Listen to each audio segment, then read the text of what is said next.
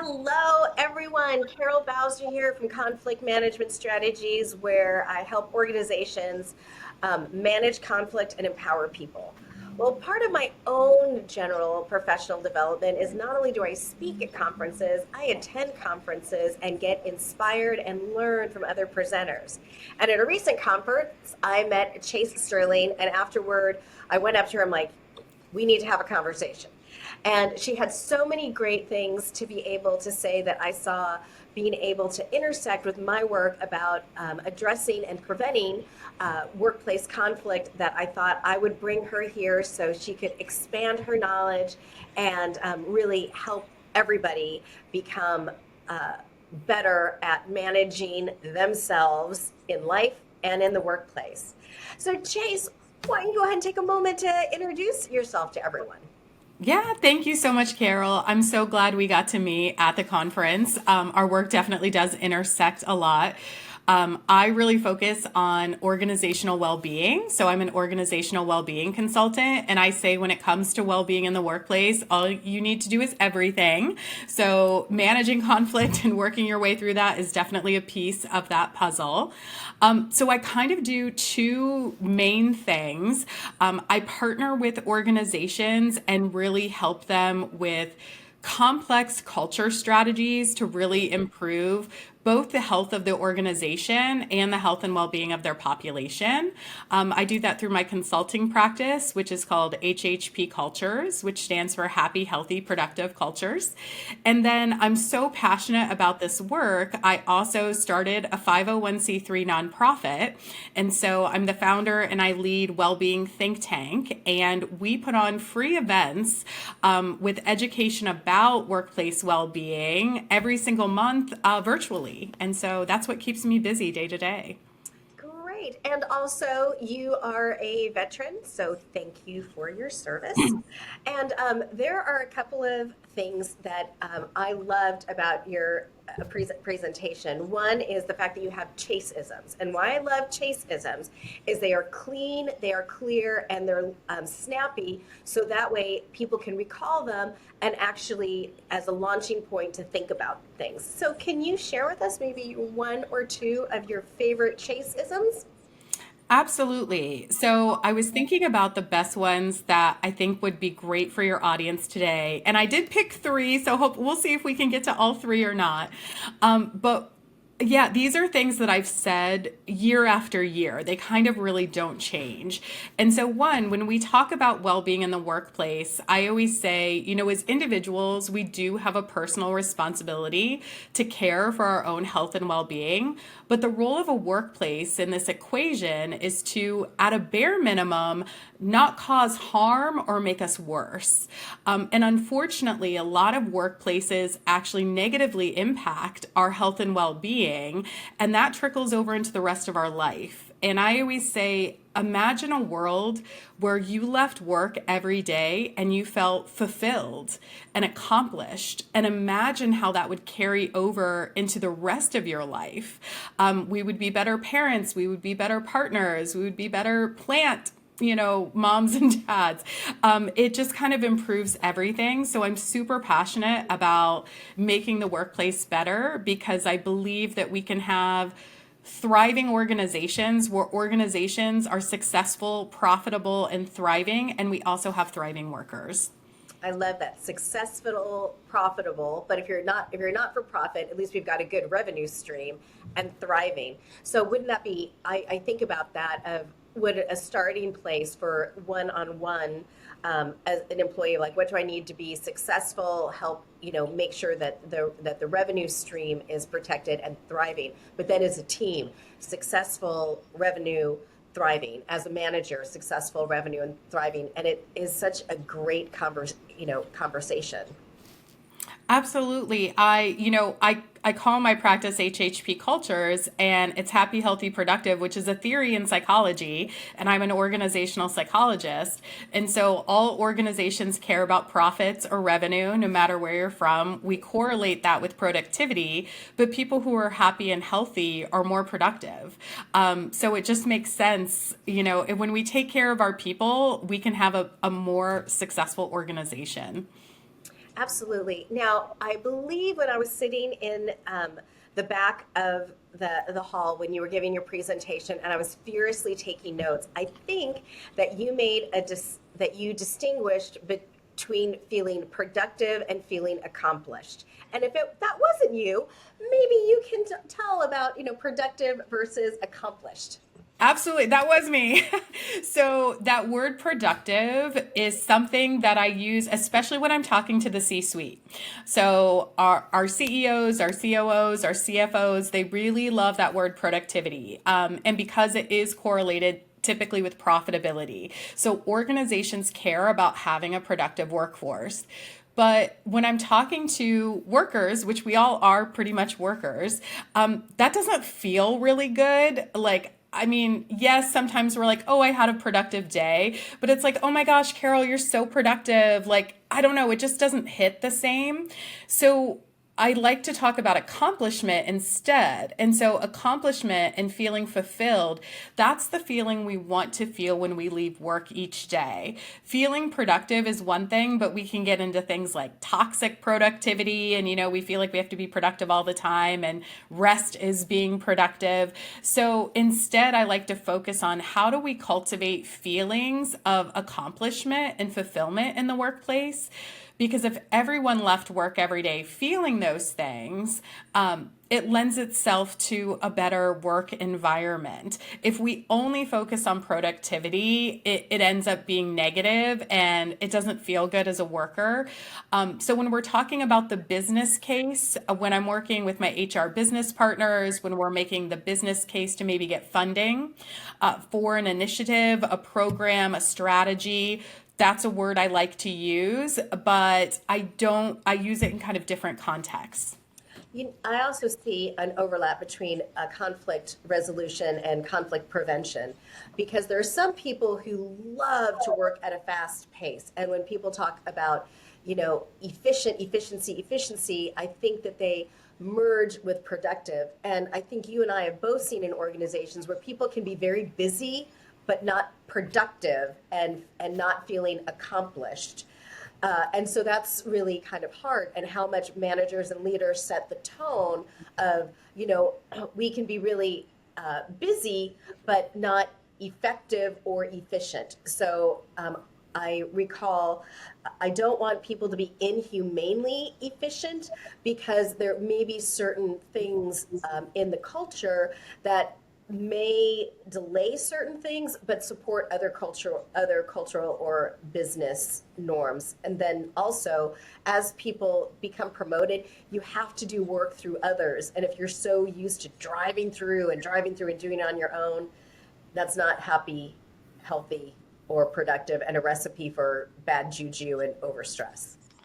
I agree. I am not known for being concise. And Carol, I think you did such a great job of taking that concept and explaining it in a really effective way. And that's probably with your skill set of, managing and mitigating conflict, which is not probably my skill set at all. So yeah, I really loved the way you explained that. And yeah, it made me think of, I always say multitasking versus single tasking. So a lot of times we're doing all these things at once, but we never actually get anything across the finish line. We never get it to completion. So you're absolutely right. Being busy and being effective, efficient isn't the same thing. So let's kind of transition to another chase-ism because you had so many there. So what's another chase-ism that you can share with us? Yeah, the next one I wanted to talk about, which kind of I think ties right into what you're talking about with managers, is the common thread whenever we're talking about well-being in the workplace. And again, I say when it comes to well-being at work, all you need to do is everything. So it's leadership, it's communications, it's policies, it's the environment, it's so many different things. The lowest common denominator whenever we're talking with experts is our managers. So I always say we need to teach our managers how to manage. We need to let our managers manage, and then we need to make our managers manage. So often, Woo! Yes, yes, yes, yes. yes, I love it. So, kind of what you were talking about before, Carol, is a lot of times we promote individuals because they're very good at a task. and it's probably the task of their job. They're very good at doing X, but managing people, managing a team, and leading others is a totally different skill set. So we need to, more than anything else, invest in learning and development and training for our frontline people leaders. After we invest in that learning, training, and development, we then need to get out of the way and let them manage their teams. Those frontline managers know their individuals better than that next level up. So if you are my supervisor, you're more likely to know that I happen to have ADHD. I also happen to be someone with chronic pain. And so you're going to know a few more things about me on the personal level. So maybe if I have a doctor's appointment one day, or I need to come in a little bit late, you need to be empowered as my supervisor to make those accommodations. And then, of course, we need to know where the line is, where maybe we need to go to HR. We want to mitigate risk, but you are my supervisor, you are my manager, and you need to be allowed within the guardrails to manage me. But then we also have to make sure you're managing me. So a great example of this is, I remember I was talking to a supervisor one day and she said, well, I have to let Jill work from home because I let John work from home. And I said, well, no, Jill is not meeting performance standards right now. We're having a performance issue. So equity isn't letting them both work from home when John's meeting the performance standard and Jill's not. What you need to do is actually manage Jill. You need to have a meeting with her and say, hey, I'd be happy to, work on this accommodation for you, but right now you're not meeting XYZ expectations. So in the next 4 weeks, here are the things we need to do. And if you're able to get up to the performance standard, then we can revisit this conversation. And that is making your managers manage. So again, it's teach your managers how to manage, get out of the way and let them manage, but then you also need to be holding them accountable and making sure that they are doing that management portion of their job that's expected. You bring up a really good point, because one thing that I find that causes conflict is if someone is viewed as being consistently inconsistent about how they manage people. And it might be, oh, there's a really good reason why someone is working from home, or there's a really good reason why they lead the particular meeting on a regular basis, or there may be a good reason why this other person is my first call. But if people don't know what your decision-making process is, it looks arbitrary, and let me use some big lawyer words, capricious, and it looks like it's potentially favoritism or discrimination. So they can't get in your mind. And also a manager, you can have a manager file of being able to say, this is what the rule is, this is what I'm granting an exception, but it doesn't create a happy, healthy, or productive workforce if you're being if there is no rule, everything is an exception. It looks amazingly inconsistent, and you come across as a people pleaser, which is shorthand for conflict avoider, doesn't manage, and doesn't hold people accountable, which causes conflict.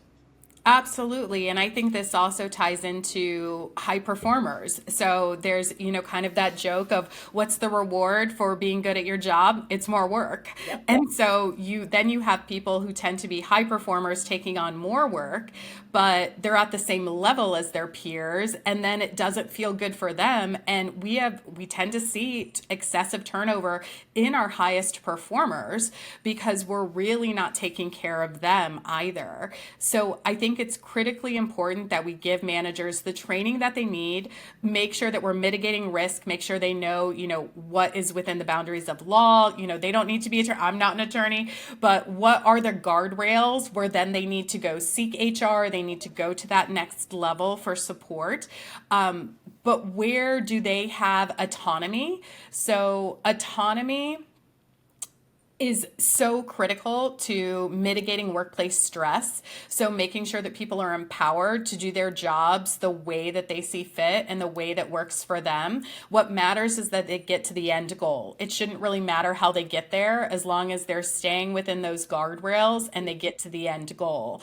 So, we have to give people that autonomy and authority over their own work, and really focus on the end result instead. You bring up excellent concepts, and I'm going to give a little bit of a yin to your yang because I'm working with some clients right now.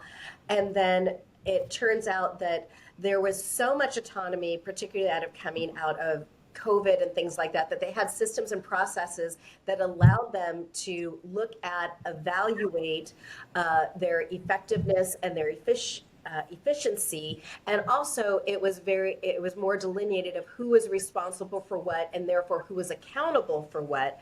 But then that just kind of evaporated, disintegrated, was intentionally or inadvertently left by the roadside. And so everyone was being so autonomous that they were being so consistently inconsistent that there was no system, there was no process. So when we're talking about guardrails, I think we're also saying what exists systems, policies, process, and procedure within the umbrella of the organization that gives you the guardrails, that gives predictability, that way you can say, I am being successful in my job because I'm doing these things, and it's really clear who's responsible for what. Because if nobody thinks they're responsible and they think everybody else is responsible, you've got a recipe for conflict and dysfunction at work. Absolutely. And you said a key word there, it's accountability. So that is where we see a lot of conflict happen is there's an absence of accountability. And a big buzzword in workplaces the past several years has more workplaces are aware of things like psychological safety. Mm-hmm. But psychological safety is not about being nice, it's about being fair and holding people accountable. Like, so accountability is so crucial. You can have the autonomy, but if no one's being held accountable to the standard, you're going to end up in some kind of conflict or chaos. Absolutely. Okay, so what is a third chaseism that we can talk about? Yeah, the last one I was going to mention was, and I know it was, I did it during the presentation at the conference. So at that conference, I talked about, focusing on the human and what the human needs are. But when we're looking at the workplace and we're looking at all the issues that might happen, we really need to approach it through three different lenses. Oftentimes, organizations I see, they start with pointing the finger. Fix this person, fix this person, fix this team. They're pointing the finger at a worker. And sometimes we do need to help individuals. But sometimes organizations need to look in the mirror because sometimes it's the workplace, it's the policies, it's the environment, it's the lack of training for managers. And then sometimes we need to look at the work itself. Have we designed this work in a way where it's even possible? When we talk about something like productivity, our productivity has continued to go high, but humans are not machines. There is only so much we are capable of before it starts to impact our health and well-being.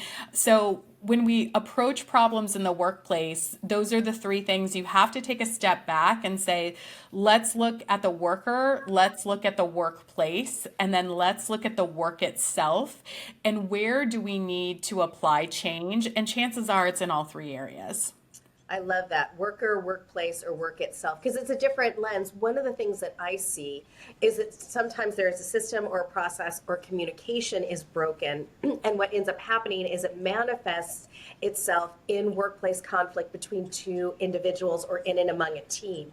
And we start blaming and shaming and pointing fingers, just as you had said. And they will say words like accountable or mean or toxic or whatever it is.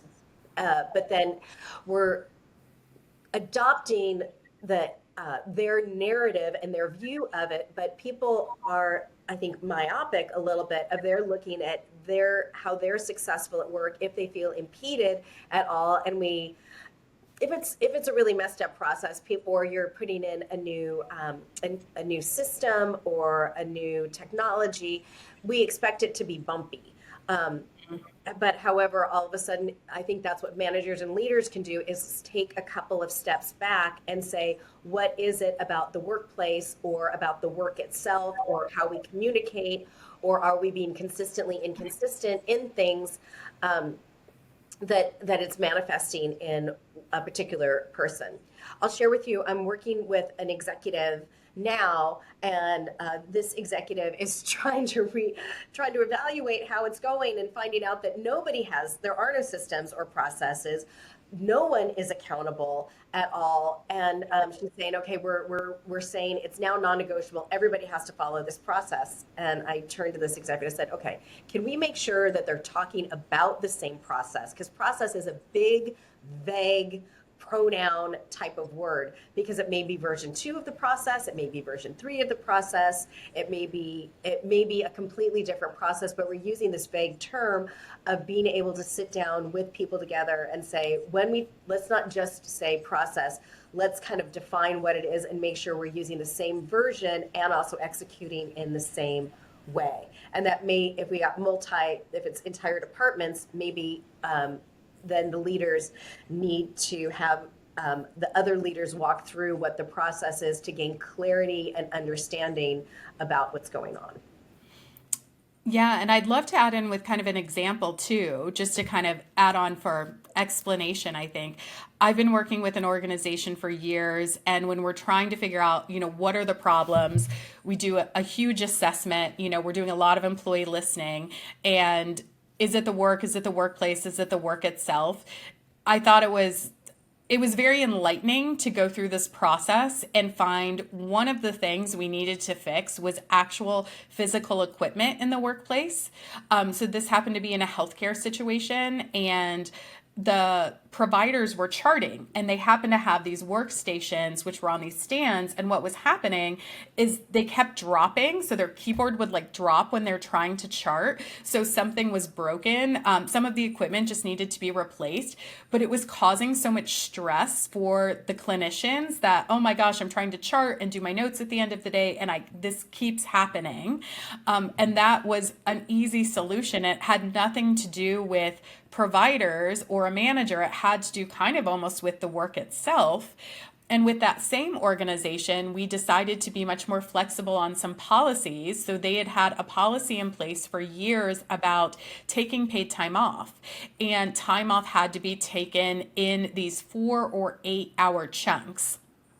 And they were dealing with staffing shortage. People were stressed. Some people were dealing with things like compassion fatigue and burnout. They had experienced some turnover. So we said, why are we holding on to this policy? Why can't we be more flexible?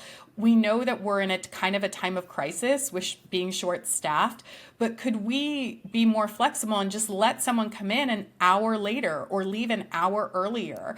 And so we changed to that policy. So then people could take paid time off kind of in any time block, like 30, 60 minutes, and changing it from a 4-hour block to a 60-minute block was life-changing, really was. We were able to put so much more flexibility in the schedules. So that's a great example of changing the work itself. The worker wasn't an issue. The workplace wasn't really the issue. It was the work itself. Instead of having very strict, these 8-hour shifts, what if we were able to do 6 hours or 7 hours? Because 4 was too difficult with staffing, but where could we create overlap and not have as many gaps, and then give people some respite so they could actually get some rest? It's not a complete solution, but it was able to kind of bridge a gap during a really difficult time. Nice. Now, Denise, you and I have had some conversations, and I've become more interested in like brain science and recognizing that every individual intakes information differently, processes information differently, and how that, in my mind, it's also, if we have expectations of how stuff should be done, it may cause stress and conflict at work. So there's kind of different ways of intaking information, different ways of processing information. You had mentioned that we may have there may be some past trauma in people, and I've seen it like with some of my clients, if they happen to mention that there was trauma past work or in past life, I'm always kind of aware of, do they have coping mechanisms on overdrive that may be impacting the work relationship? But also, the more we know about non-neurotypical people, and then also ADD and ADHD. So I think you have a little bit of experience of being able to talk about some of that. How are you seeing those, some of the, about how brains work show up in your work? Yeah, there's so many things you said there. I'm gonna hopefully I can remember them all and grab onto them. But one of the things you mentioned, Carol, was kind of what I alluded to earlier about the guardrails and kind of getting to the completion. I remember years ago working with I was a higher level supervisor over supervisors, and then they had teams. And so one of my direct reports, one of their team members came up to me and was like, this person is so micromanaging. They ask us to do X, but it's not the way they would do it. And then they have me do it over. And then they just end up doing it themselves. And I had to sit down with that manager and really reinforce, I know it's not how you would do it. Like, you need to let that go. What matters is the end product. And I have some perfectionistic tendencies, but I have, junior associates working for me. I have student interns, and sometimes they do things and it's not exactly how I would do it. And but I really have to, that's my own issue. Am I being nitpicky just because I want it done a different way, or is it actually incorrect? So we need to guide people and teach people, like, oh, hey, here's a different way, here's a way to do this. But if they're meeting the standard, is that our own issue? Are we just being a little too? So something you said there made me, I just wanted to mention that. And I love that you brought up this brain health. So one of the things we do with Wellbeing Think Tank is we put on these events every month. We just actually had our summit, and we had an amazing panel on how to address brain health in the workplace. And we had 4 experts come on, and one talked about how do we support neurodiversity in the workplace. One talked about how do we support resilience and performance. One talked about cognition and actual brain health, especially as we age and we're aging in the workforce. And then mental health, of course. And in Q2, that is the focus of our education. And we have our neurodiversity expert coming back to do so it's a free webinar on how to support neurodiversity in the workplace. I think this ties into a lot of that manager training. So we really need to educate our frontline supervisors on what is neurodiversity, what type of accommodations are we able to provide for people. And then making sure they know when they need to seek HR, when they need to seek more, support, but also what are those guardrails where they can manage those teams on their own. That's developing that personal relationship with an employee, and maybe they just need to work a little differently. Maybe their timelines are adjusted. Maybe it's how they work. Maybe it's the time. Maybe they like to take breaks. Maybe they don't work during the typical office hours, but they like to work for 3 hours later in the evening because that's when they get a jolt of energy. And if they're not client facing, if they don't have to be in a meeting during that time, can we make that accommodation? Can we allow for someone to work during other times? So I think the future of the workplace, and we're already seeing it in our younger generations, is they really want more of that focus on themselves as individuals. So how can you work with me as an individual so I can do the best work for you? Now, that's a symbiotic relationship because work at its core, it's an exchange of labor for, money. So I need to be doing my job still, the labor you hired me for. But how can we really have this relationship and work together so I can be my best and perform my best for you? And what does that look like?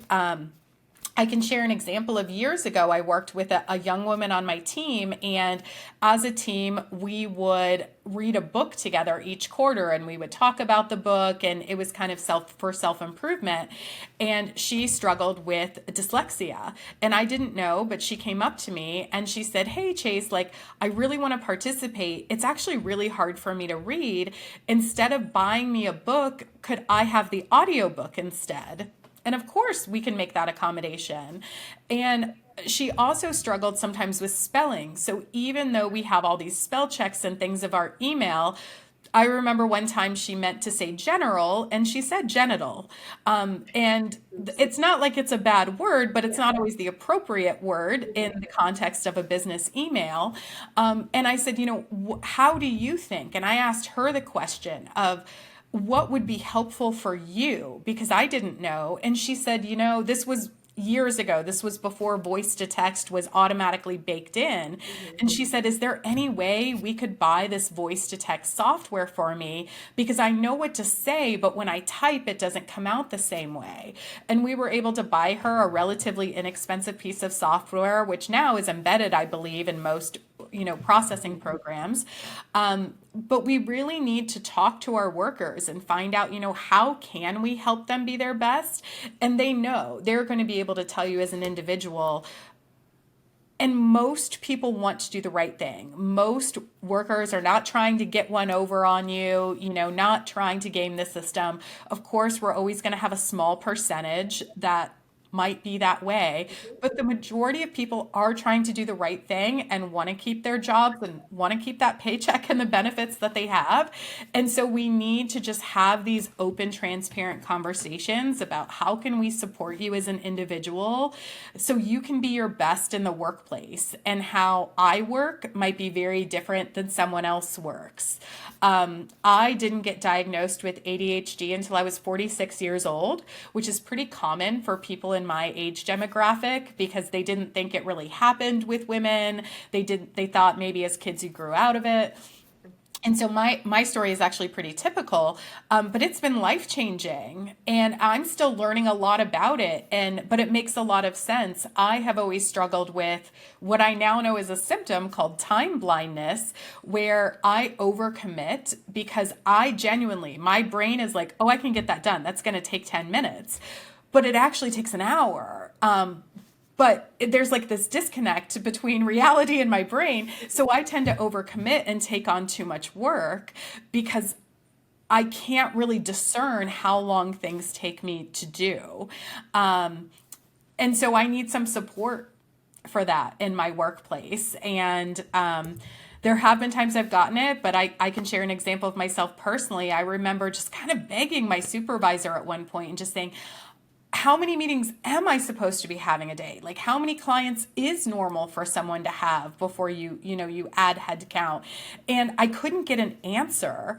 And in comparison, I was doing so much more. And I was just like, well, I'm supposed to be doing all of this because there really wasn't any guidelines. Those guardrails weren't there. And so it caused me to do too much and overstress and burn out a little bit. And so part of it's me and part of it's also the workplace. Again, it's never one person's fault. We never want to point the finger at anyone, but together we can work together as workers and as workplaces to we can all thrive. We can all win. So, Chase, one of the things you're talking about is really getting to know your people. And again, in the back of my mind, I'm thinking like a manager is saying, okay, I need to get to know my people. If I want them to be empowered, I want them to negotiate, I want them to ask for this, I want to advocate for them. But then also, there's some research out there that says like the larger the team goes, if it gets, more than, X number, I think the number is like, 10 or 12, it gets really squirrely. And then all of a sudden it may be like seem I'm remembering a movie, I think it was like Hotel Transylvania. So if anybody has, kids out there who's seen this animated, there's like the werewolves have like 87 different children. They're all completely feral and the parents are just exhausted trying to keep it together. They have no control because everybody's running around so much on their own. So I want to go back to your concept of guardrails in my view, it's not everything is negotiable, and part of it goes to how well a manager can manage to be able to keep track of all of those things. And if we have it customized, really bespoke to 12 different people, unless we're really solid on the processes of getting the work done, it can be really difficult. And also what the culture is around collaboration and teaming, and if there is a default to having people there or having people available. And then also, in my mind, what's the guideline for what's an appropriate turnaround time for an email or a voicemail or a DM? Because if we have different ideas of what that is, it can cause, a little bit of resentment. So I think a lot of it goes to your point of like, what are we setting for the expectations, being able to give some training for people, but then also when can a manager be empowered to say, this is so much to manage that I'm feeling out of control. And you use the word accommodation. And I think it's like, what can be negotiable, but then also be very clear of, in HR, when we're talking about accommodation, we tend to talk about this is a legally required under the Laws Against Discrimination or the Americans with Disabilities Act. And so again, being able to develop a relationship with HR and say, what is it that we can do? What is it that we can do? But also, don't just make the ask, prepared to advocate for it and give the business reason. And going back to my comment before, write it down.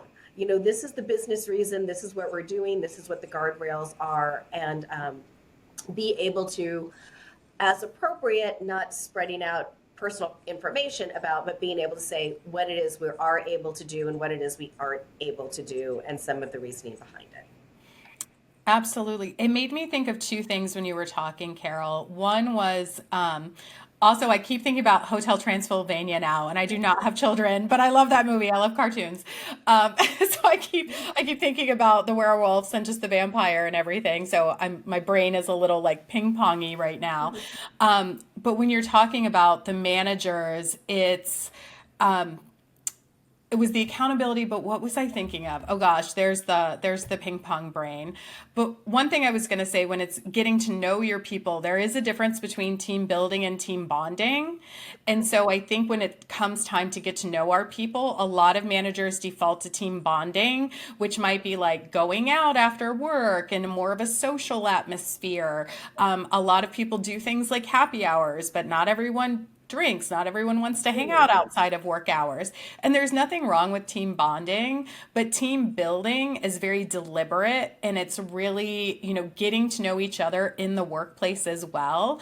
Like one of my favorite questions to ask is, what really causes you a lot of stress at work? How do you like to receive communication? Do you like a Teams chat? Do you like to have a video chat? Do you prefer a call? Do you like an email? We all receive communication differently and have different preferences. And now I'm remembering as well, I think with managers, I think workplaces really need to look at what is the workload of a manager, because oftentimes what we're asking our managers to do is two jobs. They already have a complete individual contributor role, and then we're asking them to lead a team on top of that. And that's not realistic. You can have some individual contributor responsibilities, but it cannot be the same as a full-time individual contributor role. And that's what I see happen in a lot of workplaces is these managers have a full IC workload, and then they're also supposed to be leading their team, and that's just not realistic. So workplaces need to be more realistic about, hey, your team is of this size. Your primary job is to really lead and manage this team to make sure they're trained, to stay on top of things. That allows the bandwidth you're talking about depending on the size of the team. So a smaller team, you might be able to have some more of your own workload responsibilities. But if it's a larger team, your only job might just be taking care of them, making sure they're trained, making sure they have the resources they need, advocating. So yeah, those were just a few things I thought of as you were talking. So this is such a good And conversation. I'm feeling that team building from team bonding, because sometimes people will come to me and say, hey, do you offer communication training or team building, which is a safe way of saying there's some bad juju going on in the workplace, and we think training is going to solve it. Well, training is an aspect of it, and also being able to be clear of team building is defining how we handle conflict, how we handle disagreement, and what collaboration looks like in practice, including the the delegation of work, and then also who has decision-making authority in all of that. I'm recalling a retreat that I did that was taught, that was built around skill building for having conversations on 24/7 medical delivery. And so we have the day shift versus the night shift versus the swing shift, those kind of teams within teams. And someone thought when they said we're having a retreat, they thought it was going to be pedicures and massages, and they were a little bit disappointed that I was there. I'm like, oh, okay. So it's a little bit. It was a little bit different, and I'm hoping that they would have those team bonding and kind of reward experiences. However, being able to say that the team building is defining and having shared training, so that way we're not sending everybody to training individually and assuming they get the same thing out of it, are going to apply it in the same way, and everyone is going to recognize why they're using those particular skills. So. Yes, you explained that so well. I can't wait for this recording because I'm going to take that, what you just said about team building and bonding, and like share it with organizations as the definition. You explained that so much better than I could. So I Oh, really appreciated that. well, we have a mutual admiration society here, Chase. So as we're wrapping up, can you give some people some information on how to be able to connect with you if they want more Chasisms, or if they have a conference, or that they're more interested in the nonprofit that you're a part of, or being able to bring kind of an overall well-being, and how that creating a culture of well-being and not just wellness and tracking how many steps you take. If they're curious about that, how can they get a hold of you? Absolutely. I am a big LinkedIn loser. Or, oh gosh. I, oh gosh. So yeah, maybe not that. I am a big LinkedIn user, and I know LinkedIn's not everyone's favorite place to go anymore. But I am on LinkedIn, Chase Sterling. It's kind of an unusual name, so it's pretty easy to find me. But I always welcome connections there, and I do try to post things that are helpful, and I post a lot of resources. My nonprofit is Wellbeing Think Tank. So it's just wellbeingthinktank.org. We have events on the third Thursday of every month. Again, these are free. So we've worked really hard to provide these tools and resources. And what's really great for HR business partners is many of our educational events offer things like HRCI and SHRM credits. So they can be a great place to come for accessible continuing education. It's online. So again, really great to have. And then my work is hhpcultures.com. My website's being rebuilt right now, so it's just a little landing page. But I love to connect with people. I actually host open office hours on Wednesday afternoons, and so I have many meetings with people if people just want to connect or ask a question. But absolutely I'm so passionate about improving the workplace. I think if we make workplaces better, we can change the world. You know, most of us have to work. And I've been working since a very young age, and part of my personal story is, being emancipated at 17, being, financially independent at a very young age. And so I was able to do that through work. And so I'm very passionate about making workplaces better. So I'm always happy to connect with people, talk through issues, and see if I can ever be of service. And if I'm not the right person, I probably have someone in my network like you that I can refer them to. Great. So, Chase, this was so much fun. I hope people get the Chase isms, write them down, and then be able to quickly do it and then share them out. Because if we want to manage and create team building that looks at the work and the workplace and well-being, we need to be talking about it. And these are safe, easy, neutral ways to be able to begin conversations. And I always say, at work, it's a process, and it's a long-term relationship, hopefully. And then also, it's not necessarily a one and done conversation, but at least we can bring up the topic in kind of a safe and neutral way. So thank you so much, Chase. And if you all, please link with Chase on LinkedIn, because she leverages LinkedIn a lot. So that way she's not a loser, she's a leverager and a big user. I knew exactly your brain. I'm like, she just merged those two words. Right, sister, I hear that totally. So I'm trying to think. Yeah, that other comment you made, I'm putting that in the back of my mind for Google at 9 a.m. when I need one. All right, thank you so much, and have a great day.